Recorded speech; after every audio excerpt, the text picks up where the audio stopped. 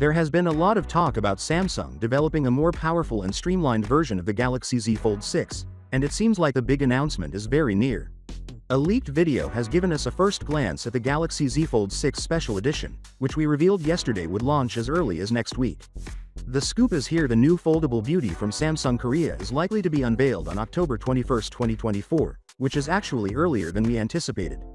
However, the catch is that this sparkling new gadget will only be accessible in China and South Korea at launch.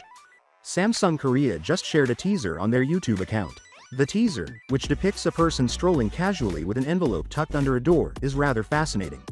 When they open it, they find a foldable smartphone with the date 24.10.21 and a brief invitation message shown on the screen. Now that we have a fashionable invitation, let's explore what the Galaxy Z Fold 6 Special Edition will provide. According to rumors, it will feature a very thin design, measuring just 4.9mm when unfurled and 10.6mm when folded.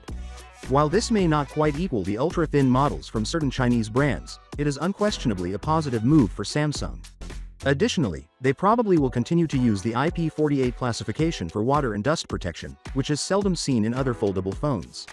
Additionally, there is talk of a potential titanium frame, much to the one we saw on the Galaxy S24 Ultra, which could offer a wonderful touch of flair and durability. With those bigger panels, we're considering an 8-inch foldable inner screen and a 6.5-inch cover display. It is rumored that Samsung may include a slightly larger battery to ensure seamless operation. In terms of software, 7 significant Android OS upgrades are promised, and Android 14 will launch with a single UI 6.11. Though it's rumored that we could see some enhanced cameras, this beauty is probably powered by the same Snapdragon 8 Gen 3 CPU seen in the basic Galaxy Z Fold 6.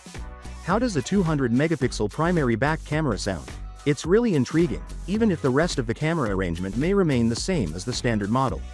Finally, what are your thoughts about it? So without being said, let me know your thought in the comment below, and if you are new here, please subscribe. Peace out.